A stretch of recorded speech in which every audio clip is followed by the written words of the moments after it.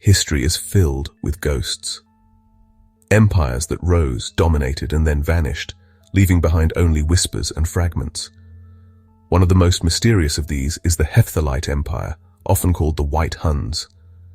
For a century, they were the terror of Central Asia, a military force that humbled mighty empires like Persia and India. Yet today they are largely forgotten, a footnote in the grand narrative of world history. Who were these people? Where did they come from? The answers are shrouded in the dust of the vast windswept steppes from which they emerged, a landscape that forges hard people and powerful armies, a true cradle of conquerors. The origins of the Hephthalites remain one of history's great puzzles. Scholars have debated their identity for centuries, with theories linking them to Turkic, Iranian, or even Indo-European groups. The name White Huns itself is a label given by outsiders, an attempt to connect them to the more famous Huns of Attila who terrorized Europe. However, the connection is tenuous at best. They were said to have lighter skin and different customs. They did not practice the same cranial deformation as Attila's Huns. They were a distinct people, with their own language, culture, and destiny, emerging from the Altai Mountains region, a rugged crossroads of civilizations. Like so many steppe peoples before and after them, their society was built around the horse. The horse was their vehicle, their weapon, and their sustenance. It gave them unparalleled mobility, allowing their armies to cover vast distances at incredible speeds, striking without warning and disappearing back into the grasslands. To understand the meteoric rise of the Hephthalites, we must first look at the world they entered. The 5th century CE was an age of profound change and instability across Eurasia. In the West, the Roman Empire was crumbling under the weight of internal decay and external pressures from migrating peoples. The lifeblood of this region was the legendary Silk Road. This was not a single road, but a sprawling network of caravan trails and oasis cities. Cities like Samarkand, Bukhara, and Merv were glittering jewels in the sand, bustling hubs of commerce, where merchants from a dozen different lands haggled in a cacophony of languages. The Hephthalites did not emerge on the world stage with a whisper, they arrived with the force of a thunderclap.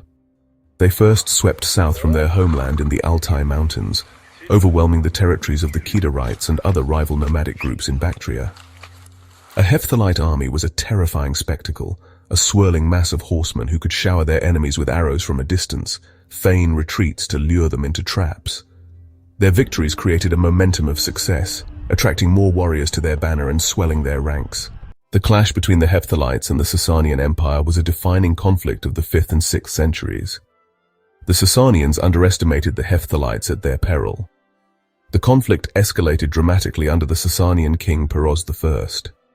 Determined to crush the Hephthalite threat once and for all, Peroz led multiple campaigns against them. The Hephthalite king used classic steppe cunning. He lured the overconfident Persian army deep into his territory near Herat, into a field where he had dug a massive camouflaged anti-cavalry ditch. The result was an absolute catastrophe for the Sasanians. The charging Persian heavy cavalry plunged headlong into the hidden trench. King Peroz I was killed in the fighting. While one wing of the Hephthalite Empire was humbling the Persians, another was battering down the gates of India. In the late 5th century, the Gupta Empire was the shining jewel of South Asia. It was a realm renowned for its peace, prosperity, and immense cultural achievements, the era that gave the world the concept of zero, the decimal system, and the masterpieces of Sanskrit poetry. The Hephthalites, known in Indian sources as the Huns, saw the wealth of the Gupta domains as an irresistible prize, and they began to push relentlessly through the mountain passes of the northwest. The initial Gupta response was strong. The Emperor Skandagupta is celebrated in inscriptions for having inflicted a crushing defeat on the Huns around 458 CE. Toramana's son, Mihirakula, would be remembered as something far more terrifying. Indian and Buddhist texts paint Mihirakula as a brutal tyrant, a ferocious persecutor of Buddhism who delighted in cruelty and destruction. Mihirakula's reign of terror provoked a backlash. A coalition of Indian princes managed to defeat his army and capture him. Though he was eventually released, his power was broken. The Hephthalite Empire was built on more than just military might.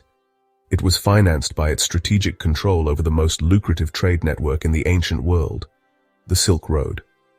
Every caravan laden with Chinese silk, Indian spices, or Roman glassware had to pass through their territory. They became the ultimate gatekeepers, taxing the flow of goods. Beyond taxation, tribute formed a cornerstone of the Hepthalite economy. Their military victories over the Sasanian Empire resulted in the Persians paying a massive annual tribute for decades. This was a direct transfer of wealth from one of the richest empires in the world to the Hepthalite treasury. Peering into the daily life and culture of the Hephthalites is like trying to see through a thick fog. The core of Hepthalite society was nomadic pastoralism. They were people of the horse and the felt tent.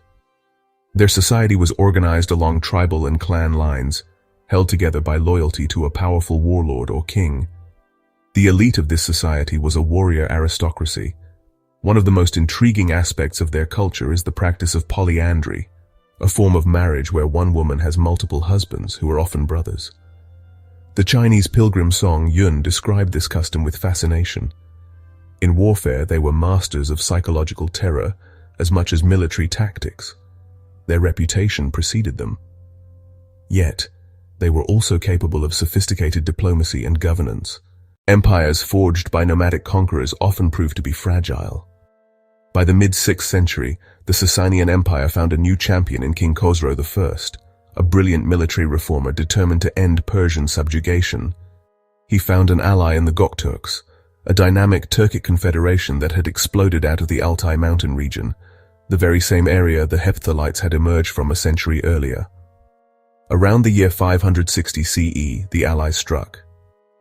The Sasanians attacked from the west while the Gokturks stormed in from the east.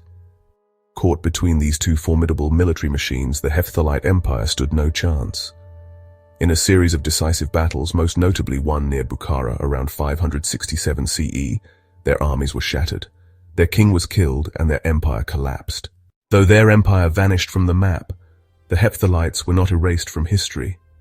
In Persia, the long struggle forced fundamental military and administrative reforms under Khosrow I. In India, the legacy was one of fragmentation. They shattered the political unity of the Gupta Empire, paving the way for numerous regional kingdoms in the Indian medieval period. So why are these formidable people so little known today? They left us no chronicles, no histories of their own. Their story must be painstakingly pieced together from hostile sources and scattered archaeological evidence. The story of the White Huns is a powerful reminder that history is full of forgotten actors who played pivotal roles. They are an enigma, a ghost empire whose shadowy presence challenges our understanding of the ancient world and reminds us how much of our shared past is still waiting to be discovered.